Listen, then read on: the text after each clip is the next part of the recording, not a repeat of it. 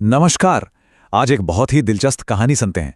ऐसी कहानी जो हमें ये सिखाएगी कि ईमानदारी का रास्ता चाहे कितना भी कठिन लगे, उसका अंत हमेशा अच्छा ही होता है। और हमारी आज की कहानी का नाम है ईमानदारी का फल। तो चलिए, कहानी में आगे बढ़ने से पहले एक बहुत बड़ा सवाल उठाते हैं। क्या सच में ईमानदारी की हमेशा जीत होती है?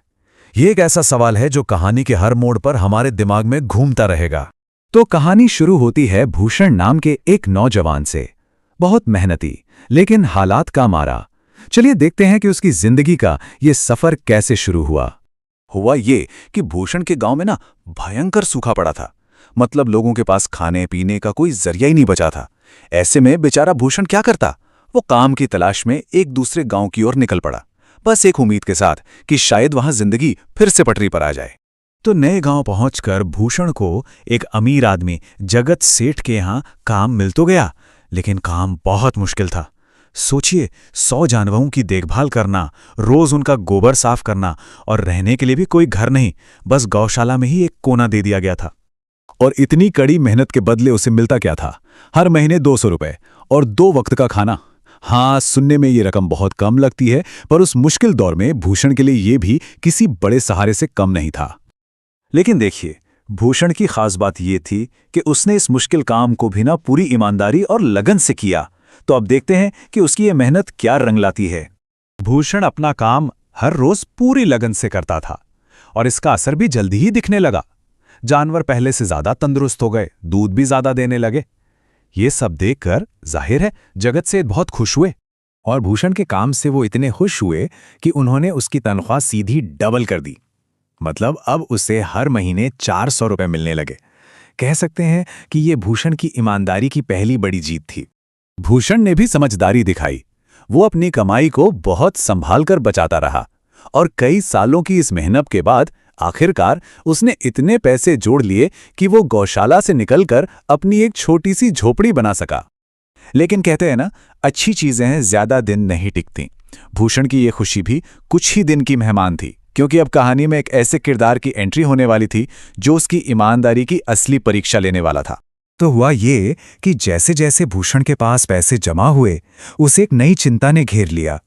गांव में चोरियों की वारदातें बढ़ रही थीं, और उससे अपनी मेहनत की कमाई को लेकर डर लगने लगा कि इसे सुरक्षित कैसे रखा जाए। सालों की दिन रात की मेहनत के बाद भूषण ने कुल 5,800 रुपए जोड़े थे। सोचिए, ये उसकी पूरी जिंदगी की जमा पूंजी थी। अगर ये खो जाती तो उसके लिए ये किसी सदमे से कम नहीं होता। तब जगत सेठ ने उसे सलाह दी कि वो गांव के जमींदार के पास चला जाए। भूषण ने भी उस जमींदार की ईमानदारी के बड़े किस्से सुने थे, तो वो चला गया। जमींदार ने भी उसे पूरा भरोसा दिलाया, अरे चिंता मत करो, तुम्हारे पैसे मेरे पास एकदम महफूज रहेंगे। तो बेचारे भूषण ने जमींदार पर भरोसा कर लिया और अपनी सारी कमाई उसे सौंप दी। 2 साल बीत गए। अब भूषण ने सोचा कि चलो इन पैसों से जमीन खरीद लेते हैं। और जैसे ही वो अपने पैसे वापस मांगने गया, कहानी ने एक बहुत ही बुरा मोड़ ले लिया। जमींदार ने पैसे देने से साफ इनकार कर दिया, और इतना ही नहीं, उल्टा चोर कोतवाल को डांटे। उसने भूषण पर ही धोखाधड़ी का इल्जाम लगा दिया। कहने लगा, लगता है तुम ही फ्रॉड हो, मेरी ईमानदारी का फायदा उठाने आए हो। और बात यहीं खत्म नहीं हुई। जब भूषण अपने पैसों के लिए गिड़गिड़ाने लगा, तो जालिम जमींदार ने उसे अपने आदमियों से बुरी तरह पिटवाया और वहां से बाहर फेंकवा दिया। शायद वो भूषण की जिंदगी का सबसे काला दिन था। जब भूषण पूरी तरह से हार मान चुका था, बिल्कुल टूट चुका था, तभी कहानी में एक नया मोड़ आया। उसके मालिक जगत सेठ अब उसकी मदद के लिए सामने आए। भूषण की ये हालत देखकर जगत सेठ को बहुत दुख हुआ। उन्हें इस बात का भी अफसोस था कि जमींदार के पास जाने की सलाह तो उन्होंने ही दी थी। तो उन्होंने ठान लिया कि वो भूषण के पैसे वापस दिलवाकर रहेंगे, और इसके लिए उन्होंने एक बहुत ही चतुर योजना बनाई। और क्या कमाल की योजना थी वो! सेठ जी ने जमींदार के लालच को ही उसके खिलाफ एक हथियार की तरह इस्तेमाल किया। उन्होंने एक बड़ा चारा फेंका, एक झूठी कहानी गढ़ी, और बिल्कुल सही समय पर भूषण को सामने लाकर जमींदार को उसी के जाल में फंसा लिया। और अब आता है कहानी का सबसे दिलचस्प हिस्सा, वो मोड़ जहां इस पूरी योजना को अंजाम दिया जाना था, जहां इंसाफ होने वाला था। जैसे ही सेठ जी के इशारे पर भूषण वहां पहुंचा, जमींदार ने 50,000 रुपए के लालच में अपनी ईमानदारी का नाटक शुरू कर दिया।